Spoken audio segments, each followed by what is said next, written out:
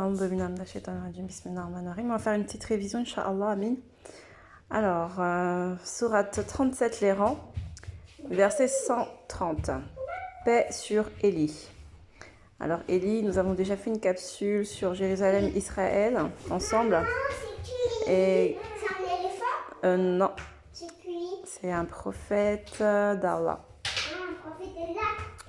C'est ainsi que nous récompensons les bienfaisants. Il était de nos serviteurs croyants. Lot était au nombre des envoyés.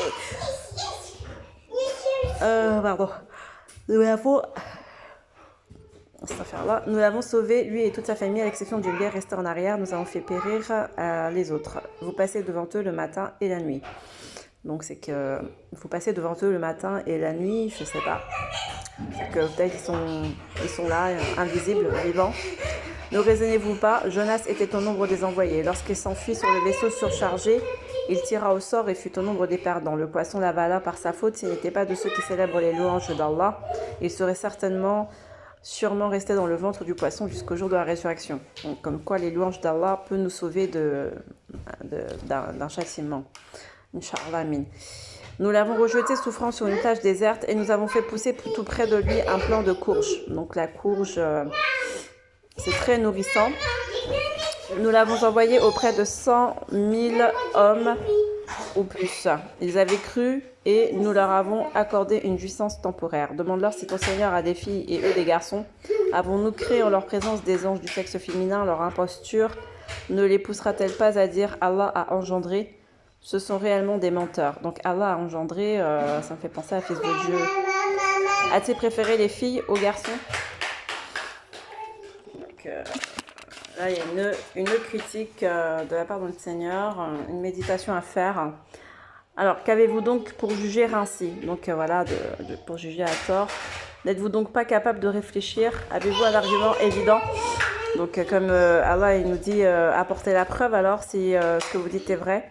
Apportez donc votre livre si vous êtes véridique. Ils établissent une parenté entre lui et les djinns. Or, les djinns savent qu'ils comparaîtront. Dans la capsule, donc Jérusalem, Israël, nous avons vu que avec certains sages talmudistes et tout ça, donner des noms en disant que c'était des noms d'Allah, alors qu'on avait vu que c'était des noms de djinns. Et ils établissent une parenté entre lui et les djinns, donc entre Allah et les djinns. Et ça, c'est pas bon. Donc ça, c'est, voilà, la sorcellerie, tout ça.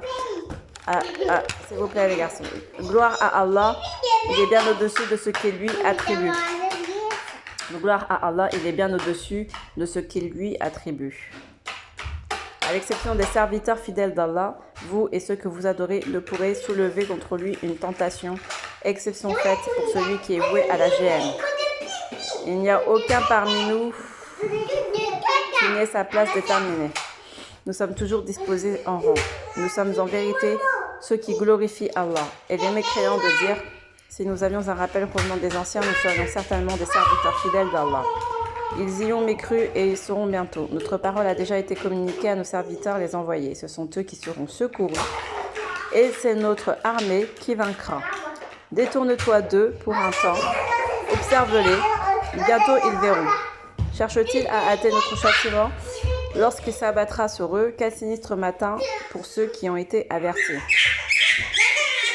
Moïse, arrête de d'embêter Moïse. Oh là là. Vous pouvez pas jouer tranquille?